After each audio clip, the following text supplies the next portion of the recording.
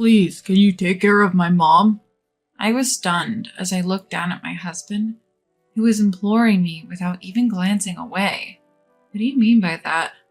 I was at a loss for words. Candace, oblivious to my emotional state, was happily playing Pictionary in the garden with her kids. What should I do now? I felt like I was on the edge of despair. My name is Jessie. I'm a 42-year-old stay-at-home mom. My husband, Cole, is 3 years older than me and works tirelessly as a teacher. He's busy even on weekends with club activities and is rarely home. Still, on his days off, he goes out of his way to spend time with us, so the kids and I love him dearly. We have 2 kids. Our daughter, Dina, is 10 years old. She's inching towards adolescence and rebelliousness, but she's still my cute daughter who sometimes falls asleep holding my hand. Our son, Kenton, is 5 years old. He's an active kid, always running around the local woods, but he's still my adorable son who loves to be held.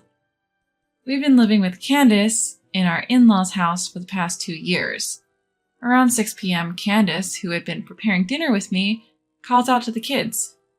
Dennis, Alicia, dinner's ready. Yes. Our children respond, although called by names that aren't theirs. Laura, come take a seat as well. I'm also addressed by a different name. Okay, thank you. Candace, who has no awareness of who her family members are. Let's eat. And so our family gathers around the dinner table and Candace finishes her meal with a content look on her face. Oh, right, I need to boil some water. Don't worry, I've got it. Oh, really? How thoughtful of you. Candace seems content with my words, but as soon as she takes a bite of her meal, she mumbles, I need to boil some water. Don't worry, I've already taken care of it. Oh, really? You're so attentive. No matter how many times they see this repetitive exchange, the kids don't bat an eye. It's just another day in our home. 2 years ago, Candace, who's living alone, had a nasty fall and broke her femur. A prolonged hospital stay left her mostly immobile.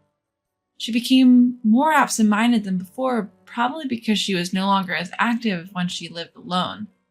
Each time we visited her in the hospital, we noticed that her conversation was becoming more disjointed.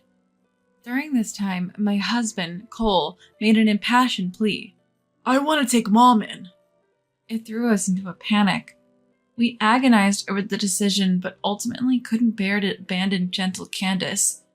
The kids loved her too, so we decided to take her in. At first, the children were confused, but they saw how happy it made Candace when they responded to her, and they accepted the new living arrangement. We all lovingly referred to her as Candy, and lived peacefully together. Then came an unwelcome intruder into our peaceful life. Lillian, Cole's older sister. How could you let Mom do household chores, Jessie? Aren't you ashamed as Cole's wife? Lillian, who'd shown her face after 6 months, frowned upon seeing Candace sweeping the floor. But doing chores actually keeps her energetic. Even the doctor recommended it. Stop making excuses. You're a stay-at-home mom living off Cole's income and Mom's pension. You're like a hyena. Is she really suffering from dementia? Or did you just say that so you could leech off her? What are you? She hardly visits, but acts as if she knows everything. Mom, I bought you our favorite cake. Let's eat it together. Thank you, Jilly. Candace is happy to see her daughter, but she'll probably forget about Lillian by tonight.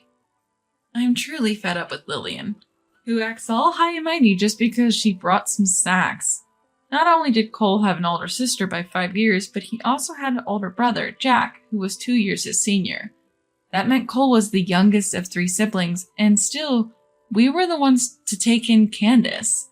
Jack often moved for work, and Lillian, his sister, was married and lived far away. Despite this, their attitude of our younger brother's family who lives nearby should naturally be the ones to take her in always irked me. Cole, on the other hand, was genuinely grateful for the way I had devoted myself to caregiving. On his occasional day off, he'd always take turns with me attending to Candace. And Candace? Well, she'd occasionally make mistakes or wander a bit. She was generally calm. Whenever she gave a heartfelt smile and said, "Thank you," it made everything worthwhile. But my frustration grew when I thought about how Lillian and her kin would just shoot their mouths off without actually lifting a finger to help. Just when I thought this was my life now, everything changed. Cole passed away. He had collapsed at work. By the time we rushed to the hospital, it was already too late. I was so shocked I couldn't even cry. For the next month, between the funeral and taking care of the kids, life was a blur. While seeing my children muster the courage to go back to school, I started thinking it was time to figure out our future. Cole had left us some money, but it wasn't enough to live on indefinitely. More importantly, we were living in Cole's family home, taking care of his mother, Candace. Moreover, her dementia is progressing. Sometimes she understood that her son Cole was gone, but other times she'd forget. Even so, she had her own sense of loss and had many days when she'd cry like a child. Feeling it was wrong to leave Candace, we lived by draining our savings, unable to work. Then, 3 months after Cole's death, Lillian and Jack showed up out of the blue. "How long do you plan on freeloading here?" "What?" Exhausted from caregiving and child-rearing, I was too stunned to reply. Looking down at me, Jack arrogantly began to lecture. "Don't you feel ashamed living off our mother's modest pension?" "I only use Candace's pension for living expenses," I responded. "Sure." Jack snorted dismissively. This coming from a man who hadn't contributed a single cent to his own brother's funeral. Lillian scanned the room as if appraising it, then began directing me. "You're practically a stranger now. Move out. I'll live here with Mom." "What? You're married and live far away. Didn't Mom refuse that arrangement?" "Oh, no worries. My idiot husband cheated, so I thought I'd come back and take care of Mom. My kids are grown up anyway." "What? How selfish can she be?" If Lillian's husband really cheated on her, I'd sympathize with her. But isn't it just too convenient for her to kick us out without even thanking us for forcing us to take care of her? Ignoring my disbelief, Lillian rushed over to Candace, who was sunbathing on the terrace. "Mom would prefer to live with her real daughter over a daughter-in-law who's like a hyena, right?" Candace, lost in the sunlight, gave a vague reply. But Lillian took that as if Candace had agreed with her, forcefully interpreting her answer to suit her. "Look, just pack up and leave, will you?" "Are you serious?" Seeing my pale face, Jack smirks. "Losing your cash cow, huh? Man, if you had been a good provider, maybe my brother would have lived longer. Poor guy." Using my late husband's death to taunt me, how could anyone be so insensitive? He's the worst. Absolutely terrible. But my worn-out body and mind couldn't muster the strength to fight back against these two. That night, as the kids were asleep, I pondered. Honestly, leaving this home would probably make my life easier. I could go back to work if I didn't have to care for Candace. But should I really leave just because Lillian and the others tell me to? Wouldn't that be abandoning Candace? Would my late husband Cole be disappointed? These negative thoughts swirled around in my head. Suddenly, I realized Candace was standing next to me. "Jessie." "Candace, what's up? Need to go to the bathroom?" I was about to stand to assist her, still surprised to be called Jessie after such a long time, but Candace stopped me, taking my hand. "Jessie, leave this home." "What?" I was puzzled by her sudden proposal. Was she choosing Lillian over me because they shared the same blood? As if reading my thoughts, Candace spoke gently. "You're still young. Don't waste your time on an old person like me. But live with Kenton and Dina. Make life easier for them. But what about you, Candace?" "I'll be fine as long as you all are happy." Candace smiled. A lump formed in my throat. "Candace," and tears flowed for the first time since Cole passed away. Candace gently caressed my hand. "Thank you for everything. I'm so grateful for your gentle touch. It's given me so much happiness."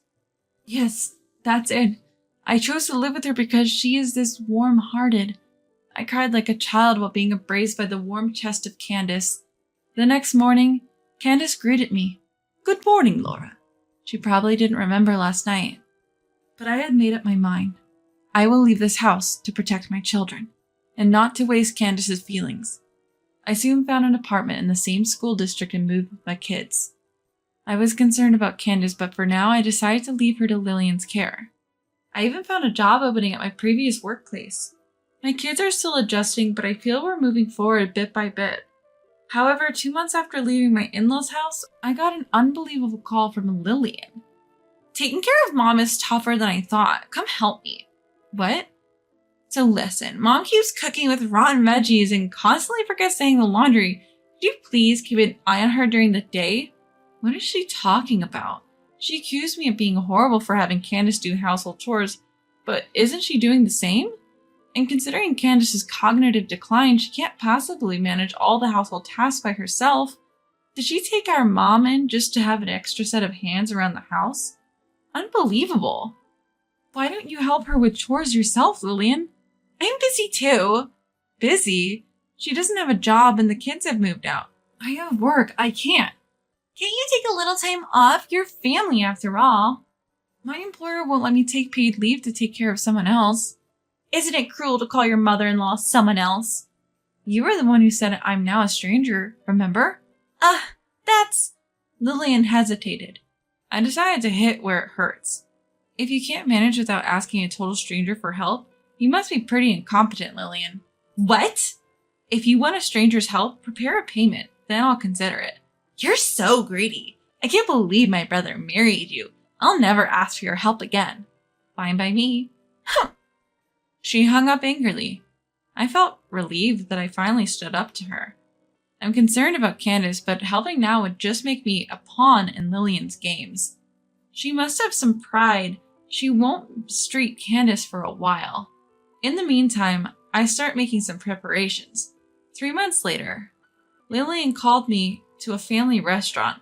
Her hair was a mess, her face pale, and she had a vacant look in her eyes. You didn't tell me. What? You didn't tell me taking care of Mom would be this hard. Why didn't you tell me? Well, you didn't ask. Lillian groaned and went silent. Candace is calm, but she wanders and has accidents. Taking care of her alone must be draining. If it wasn't for Cole and the kids, I couldn't have managed either. Lillian dug into her bag and pulled out a thick envelope, throwing it at me. Here, take this and help me. What? You'll do it for money, won't you? I was stunned by her audacity as I checked the envelope. Looks like about $100 bills. It must have been hard for her to part with that money, but she clearly doesn't understand the weight of asking for help. So can we consider this an advance payment? If you need me 5 to 6 days a week, that would roughly amount to $35,000 a year. Of course, if I move in, it'll cost more. What do you think? Upon hearing this, Lillian's mouth drops open in shock. She then screams, her face flushed red. Are you kidding me? How can you ask for so much money when you see someone struggling? Are you heartless? A devil? I don't mind being called a devil. Asking for help has its costs. I have my own kids to take care of. I don't have the luxury of volunteering. Ugh. You get it now. I'm not some stay-at-home mom leeching off my own mom and Cole. Ugh. If you're willing to pay $35,000, I'll work. But you might find it cheaper to place her in a facility. That's not fair to Mom. Oh, please. What's so unfair? I can't think of a situation worse than being treated like an intruder.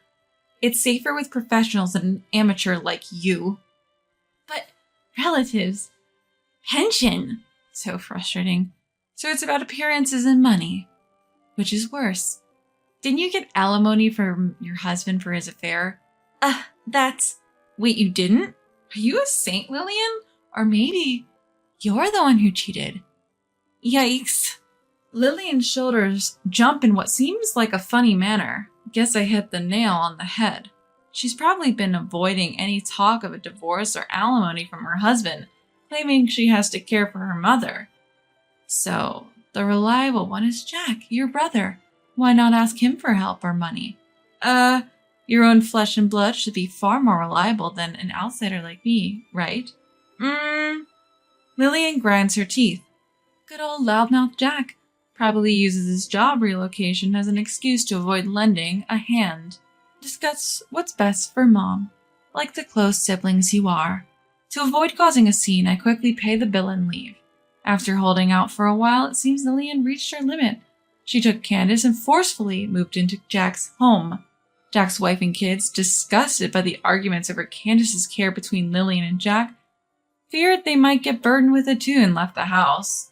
That tells you how poorly Jack has been treating his family. Abandoned by his family and at a loss, Jack apparently told Lillian and Candace to leave the house.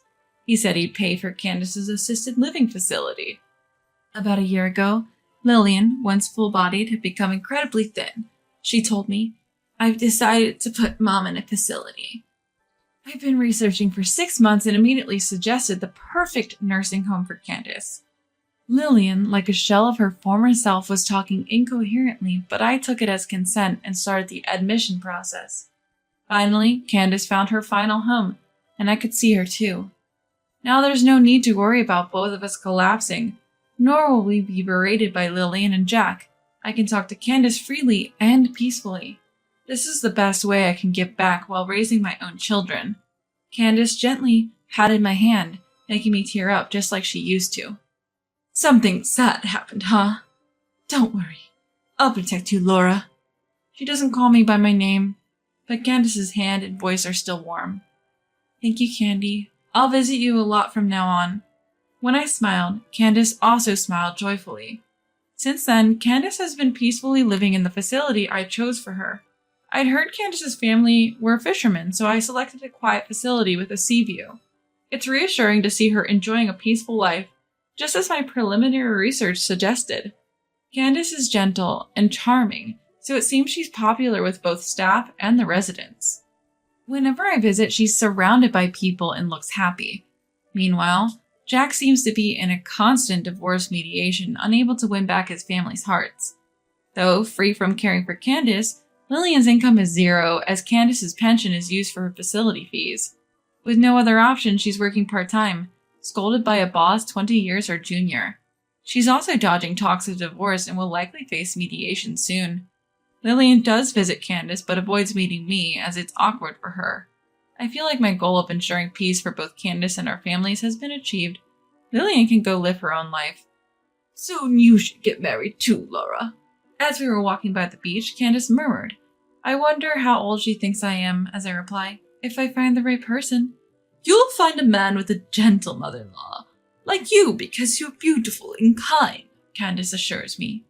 That would be nice. I gently hold Candace's hand.